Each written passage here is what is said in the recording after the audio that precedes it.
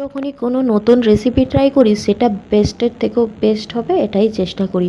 আর এই চিকেনের রেসিপিটা বানাতেও খুবই কম সময় লেগেছে। তো এখানে কড়াইয়ের মধ্যে আমি নিয়ে নিয়েছি চিকেন। চিকেনের মধ্যে অ্যাড করে দেবো হচ্ছে আমি পেঁয়াজ, আদা, রসুনের পেস্ট আর টমেটো পেস্ট, স্বাদ অনুযায়ী লবণ দিয়ে ঢাকা দিয়ে রান্না করতে রেখে দেবো 10 থেকে 15 মিনিট, যতক্ষণ না পর্যন্ত চিকেনটা সিদ্ধ হয়ে আসে। আর এইভাবে পেঁয়াজ আর টমেটোর পানিটা শুকিয়ে এলে তখন এর মধ্যে অ্যাড করে দেবো হচ্ছে সাদা তেল। তোমরা চাইলে এখানে ঘিও ব্যবহার করতে পারো, ঘিয়ের টেস্টটা আরও ভালো আসে। তো এখানে দিয়ে দেবো পরিমাণ মতো হলুদ গুঁড়ো, দিয়ে খুব ভালো করে মিক্স করে নেব। এখন এর মধ্যে অ্যাড করে দেবো হচ্ছে গোলমরিচের গুঁড়ো।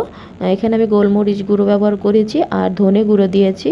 এই দুটো মশলাই শুধু ইউজ করেছি। আর দিয়ে দেবো কয়েকটা চেরা কাঁচা লঙ্কা, দিয়ে খুব ভালো করে মিক্স করে নিতে হবে। এখন খুব ভালো করে মিক্স করা হয়ে গেলে এর মধ্যে আমরা অ্যাড করে দেবো টক দই। এখানে আমি 3 থেকে 4 চামচ মতো টক দই ভালো করে ফেটিয়ে আমি দিয়ে দিয়েছি চিকেনের মধ্যে। এখন ভালো করে ঢাকা দিয়ে 10 থেকে 15 মিনিট মতো রান্না করে নেব। তো দেখো এখানে আমার চিকেন রান্নাটা প্রায় মোস্টলি হয়েই গেছে। এখানে আমি অ্যাড করে দিয়েছি দুটো শুকনো লঙ্কা, দিয়ে খুব ভালো করে মিক্স করে নিয়েছি।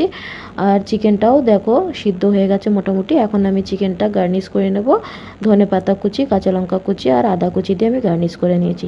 দেখো তো বন্ধুরা কেমন হয়েছে চিকেনটা। যদি ভালো লেগে থাকে আমার ভিডিওটা প্লিজ লাইক দিও আর ফলো করে দিও।